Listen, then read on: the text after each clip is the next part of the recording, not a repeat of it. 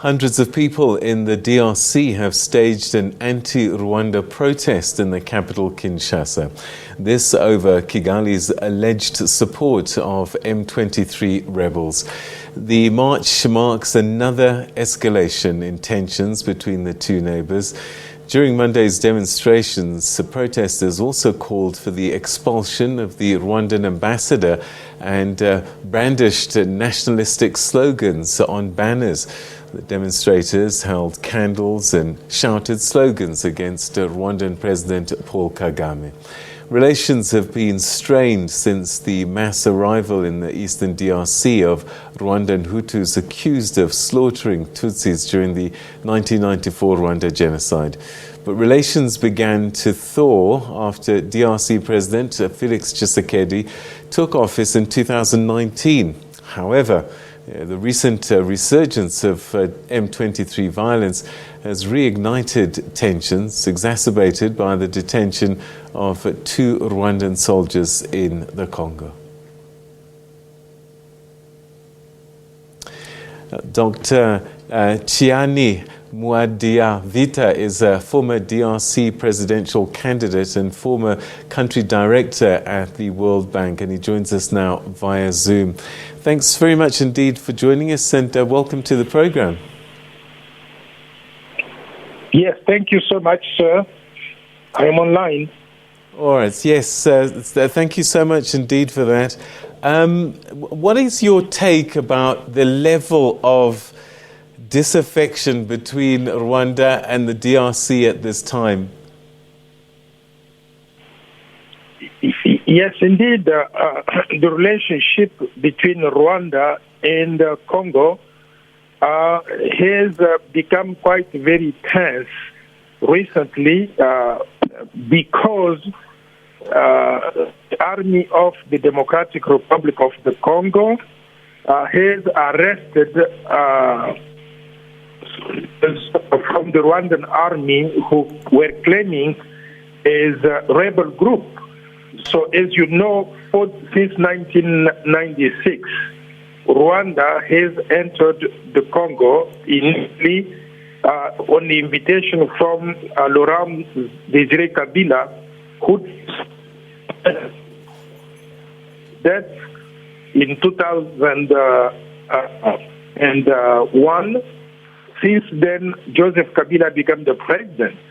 So Rwanda has been playing those games where continuously they have been creating rebels group, calling them rebels, but in reality they were Rwandan army soldiers who came to destabilize the Congo, creating insecurity in the east of the country, to the point that the country is unable to have a functioning economy to attract foreign investors. And continuously, President Kagame has been saying that there was Rwandan involvement in this insecurity created in the eastern Congo. But this time, since President Tshisekedi declared the état de siège, or the state of emergency, there have been the Congo has been intensifying the military activities in the east to push the Rwandan, to push those rebel groups out of the country or to arrest them. It happens that when they arrested some of the so-called rebels, they found out that rebels, they are people from the Rwandan army. And that's the game which has been played by President Kagame for years. This is at this stage. The position that Congo has taken to pursue them, if necessary, to have a war with Rwanda, that position is very popular among the Congolese. So that's the situation now. The Rwandans, Kigali is basically saying, look, we are not aiding the M23 rebels, and in fact our soldiers were kidnapped across the border. Well, you know that President Kagame has been a liar for many, many years. How did he come to power? Come to power by shooting down the airplane which was carrying the former president of Rwanda, Habyarimana. It has been proved that no, it was Kagame's soldiers or group which shut down that airplane. And since then, since they start these activities in the Congo, several times we have seen soldiers speaking Rwanda, entering Congo, and of destabilization activities. And at the end of the day, Kagame has been denying all those things. This time, they have arrested those soldiers in the Congo. How can you expect Congolese army to go and kidnap Rwandan soldiers in Rwanda? It's not true. How can the Congolese army enter Rwanda to go and bring the Rwandan soldiers back in the Congo? Those soldiers were arrested by FRDC of the Democratic Republic of Congo, this soil, and Kagame has been found guilty of destabilizing Congo over the years, and this time we have the proof that he was the one supporting those destabilization activities in the east, particularly the soldiers who have been arrested. They are from the Rwandan army. So there is no denying about it, and Rwanda has failed in denying. Let me repeat one thing. Since 1996, it has been found by international organizations, international NGOs, that about 10 million Congolese people have died because of Rwandan activities in the Congo. 10 million. So enough is enough. This man is a problem to our region, and if he continues to be the president of Rwanda, we'll never have peace in the Congo. So it is time that the army of Congo goes back to Rwanda to finish with all those destabilization activities which are coming from that country. As long as we haven't done that, I believe that we are going to be living the same situation that we have today. What responsibility do you think Kinshasa must bear in creating perhaps an atmosphere where M23 rebels want to exist and cause the chaos and mayhem that they're causing? Well, let me say this. Since all those rebel groups started, the solution that has been coming from Rwanda has been the same. To start rebel groups and ask negotiation with the Congolese government, and once we accepted to go to the negotiating table, then they will ask to integrate those soldiers from Rwanda posing rebel in the M23 movement, to integrate them into the army of the Democratic Republic of Congo. In reality, the army of the Democratic Republic of the Congo has been infiltrated by Rwandan soldiers. We have so many of them in the army at all levels, including generals, that from inside they conduct these activities which are hostile to the Congo. So we've reached a stage where we don't want them anymore. Rwandan can stay in Rwanda, and Congo can stay in the Congo, and we will see which country will be economically prosperous. I want to remind also the listeners that everyone has heard the world claiming that President Kagame has been the champion of good governance, and he has created a vibrant economy, and there has been economic prosperity in Rwanda.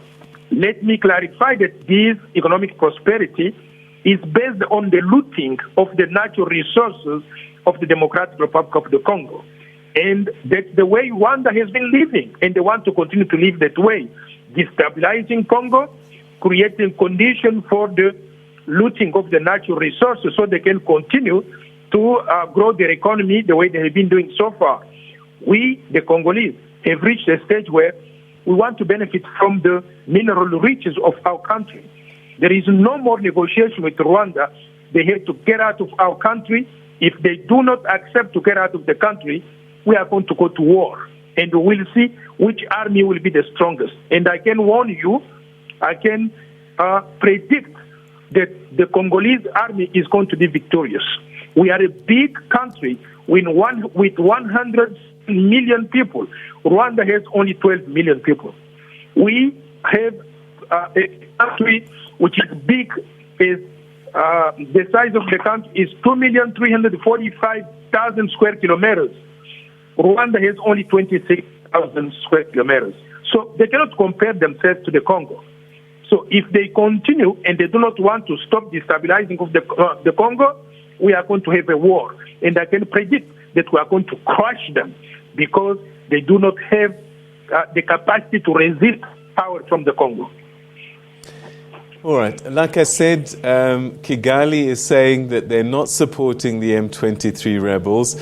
If it is true that they are you suggesting that if they withdraw their support, stay behind their borders, that you would be able to deal with the M23 rebel issue? I want to repeat again. President Kagame and his regime have excelled in lying. They are lying to the international community.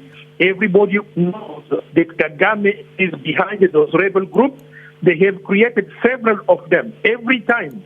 How can you explain that when the rebel group starts in Rwanda, enters the Congo, we fight it, we start the war with the rebel group, they retrench back to Rwanda, and they have never been threatened by the Rwandese government.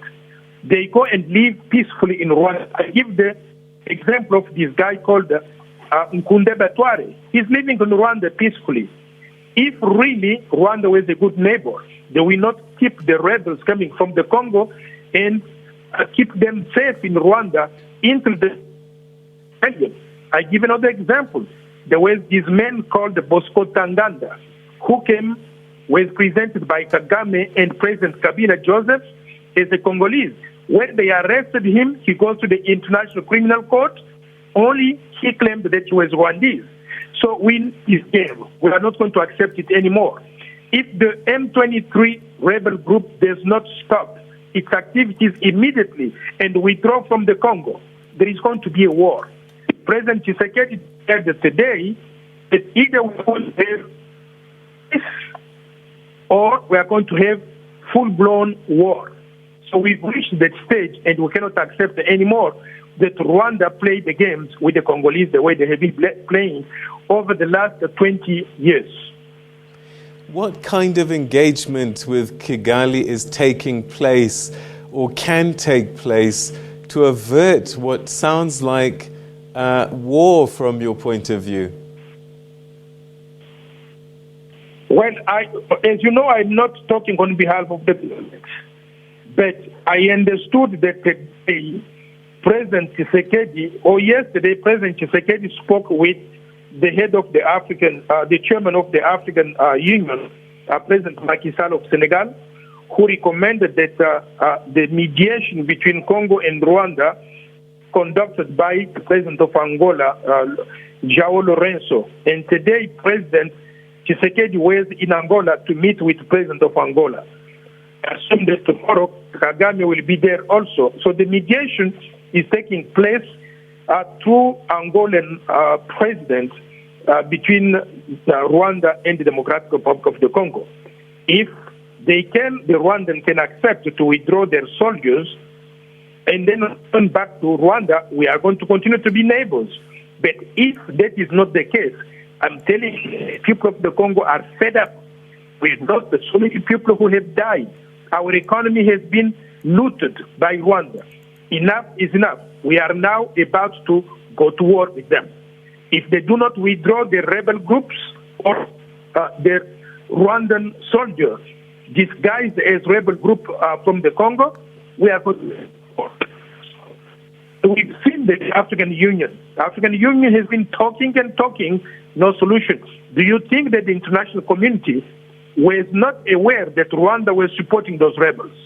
We have here 20,000 casque bleu from United Nations based in the Congo, and particularly from the east. Do you think that they did not have the information that those activities were being held or was being conducted by the Rwandan soldiers instead of the Congolese rebels? They have, the international community had this information and has closed their eyes. it is time now that we, the Congolese, we take ourselves in charge so that we can defend the sovereignty of our country, we can defend our country and our people. Dr. Noel Tshiani Muadiamvita, thank you very much indeed for joining us and sharing your thoughts with us. Thank you so much. My name is pronounced Noel Tshiani Muadiamvita. Thank you. Thank you so much for having me on SABC. Thank you so much. Merci beaucoup. À bientôt. All right, so that's the former DRC presidential candidate there fighting talk, saying that the demonstrations in Kinshasa are pointing to the frustrations that the DRC population have now against